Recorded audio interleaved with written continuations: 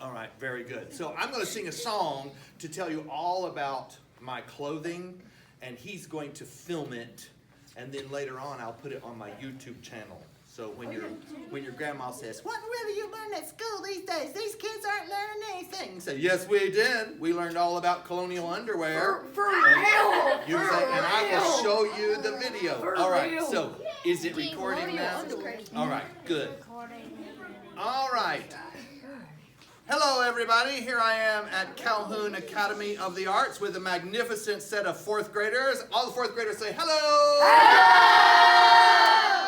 And I thought you might like to see all about colonial gentlemen's dress. So I'm going to sing a little song and we're going to stop and talk about how I'm dressed. Today is Colonial Day at Calhoun Academy.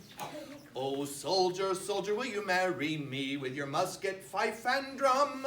Oh, yes, good lady, but I cannot marry thee, for I have no shoes to put on. So off to the cobbler she did go, as fast as she could run. She bought him some shoes of the finest that there were, and the soldier put them on. Now get a good shot of my shoes.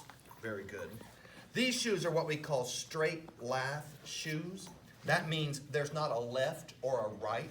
So when I put them on, they make me look kind of like a leprechaun. It looks like your shoes are on the wrong feet, but that's just the way they are. They don't have a left and a right. They're just straight. And they are buckles. The colonials did have tying shoes, but buckles were more fancy and shiny. And sometimes gentlemen who were short would wear high-heeled shoes called pumps so that they could jack themselves up and look more important. But as I am 6 feet 2 inches tall, I don't need to wear high heels. And then I'm wearing these clocked stockings. These are not pantyhose, thank you very much. These are stockings. They're like soccer socks. They're made of silk and they come up to my knee, and I have a big fat rubber band around the top of my knee called a garter to hold my socks up.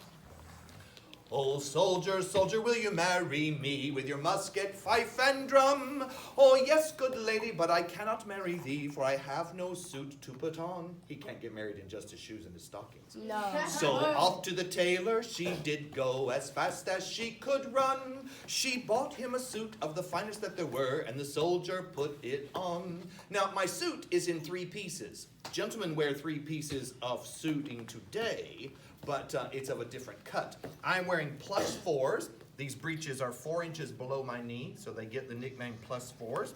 And then I have on this brocade, we call it waistcoat. In colonial America, they would have said waistcoat, a compound word. And it's kind of like a big vest, pockets to keep your stuff. And then I have on this fancy tailcoat, has lots of fabric in the tail. For the same reason a peacock has lots of feathers in his tail, it's to impress the ladies. Oh, soldier, soldier, will you marry me with your musket, fife, and drum? Oh, yes, good lady, but I cannot marry thee, for I have no hat to put on. So off to the haberdasher she did go, as fast as she could run. She bought him a hat of the finest that there were, and the soldier put it on. Now, all of my clothing is actually what we would call civilian clothing, what a well-dressed gentleman would wear in colonial America in the late colonial period. But my hat is a military-style hat.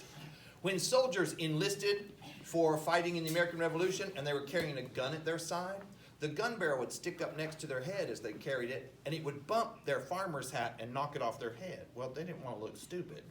The British were already calling us Yankee Doodle dandies anyway. And so they would cock one side of the hat up. You can see the lacing right there where they would cock up that side of the hat. And then someone thought, well, if we're going to cock up one side, maybe we should cock up the other. If we push up 2 sides, maybe we should push up the back. And so then we ended up with what we call the tricorn hat. Does it remind you of any particular shape? Triangle. Triangle. Some people say a heart. So it became, eventually, over time, it became a symbol for loving America. I love America. The tricorn hat. No one really thought of it that way during the American Revolution, but eventually. And then the feathers, they're just fancy decoration, just for fun.